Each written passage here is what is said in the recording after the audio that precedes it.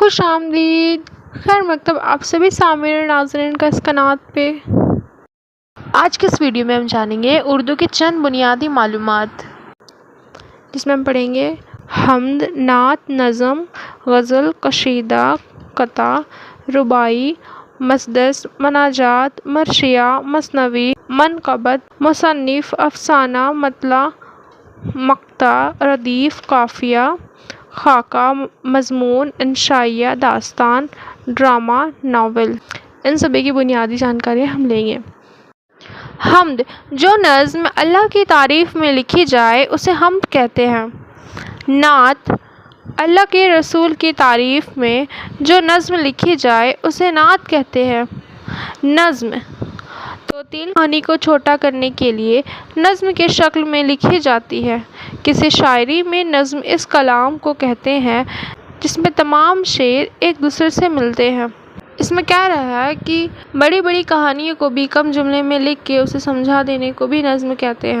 اس کا ہر ایک جملہ ایک دوسرے سے ملتا جلتا رہتا ہے۔ غزل، جو غزل کی صورت میں عورتوں سے باتیں کرنا اور حسن جوانی عشق کی باتیں کرنا اور تعریف کرنا ہی غزل کہلاتا ہے۔ قصیدہ، قصیدہ ایک قسم کا نظم ہے جس میں کسی کی تعریف یا بزا بیان ہو۔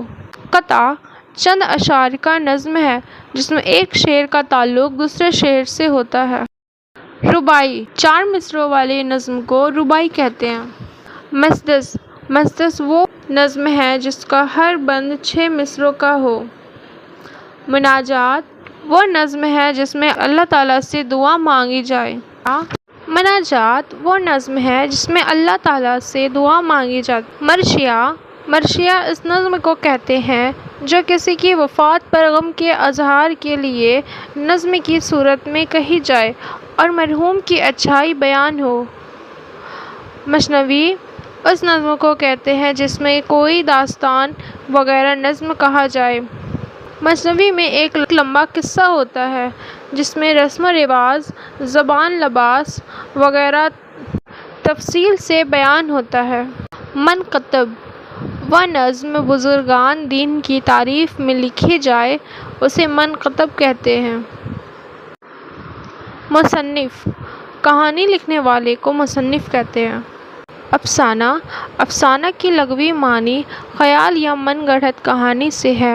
ادبی اصطلاح میں افسانہ ایک ایسا مختصر ادبی فن ہے جو حقیقی زندگی سے متاثر ہو کر لکھا جاتا ہے۔ افسانہ اس مختصر کہانی کو کہتے ہیں جو کسی ایک واقعے، کردار یا خیال کے جس میں اختصار کے ساتھ گہرائی، تاثر اور پیغام ہوتا ہے۔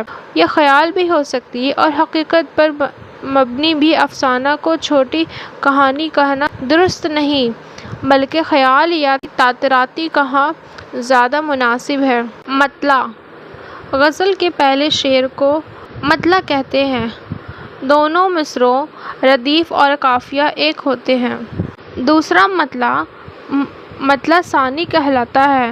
اس کے بھی دونوں مصرعوں میں ردیف قافیہ کی پابندی کی جاتی ہے۔ مقطع، غزل کے آخری شعر کو مقطع کہتے ہیں۔ اس میں عام طور پر شاعر اپنا تخیل استعمال کرتا ہے۔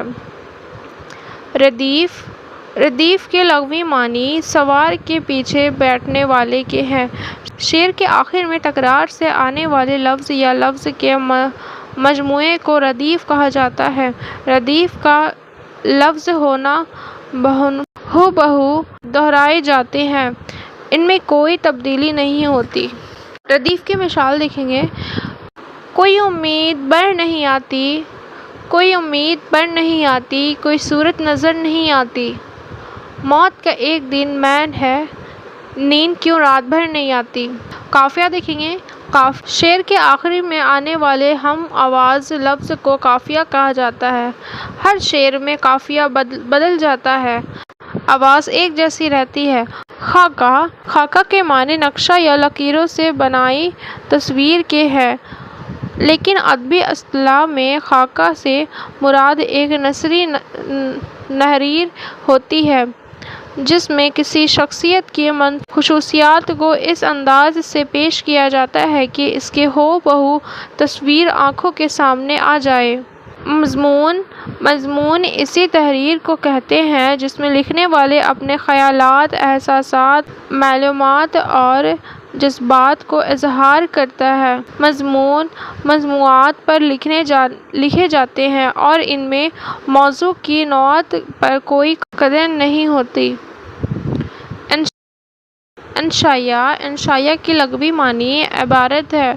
انشائیہ نثری ادب کی وہ سمت ہے جو مضمون کی متن لکھتی ہے مگر مضمون سے ایک الگ انداز رکھتی ہے۔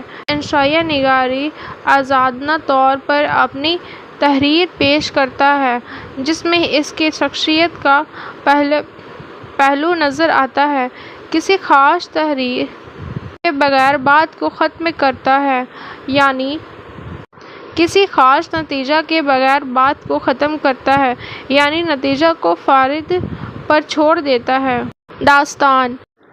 داستان وہ رومانی کہانی ہے جس میں خیالی واقعات کا بیان، مافوق الفطرت کے عناصر کی خبر خیزی، جس میں عشق کی رنگینی، واقعات و حادثات کی بہتات و پیچیدگی اور بیان کی لطافت ہو، اور اس کے مقصد اپنے قاری کو فرحت و مسرت کا سامان فراہم کرنا ہے۔ ڈرامہ وہ صنف ادب ہے جس میں زندگی کے حقائق اور مظاہر کو عملاً پیش کیا جاتا ہے۔ ڈرامہ کے عملی مظاہرے کے ذریعے لوگوں کے ذہنی تکوین اور تقریر طبع کا سامان فراہم کیا جاتا ہے۔ ناول کا فن ایک مخصوص لفظ نگاری سے زندگی کی تصویر کشی کا فن ہے۔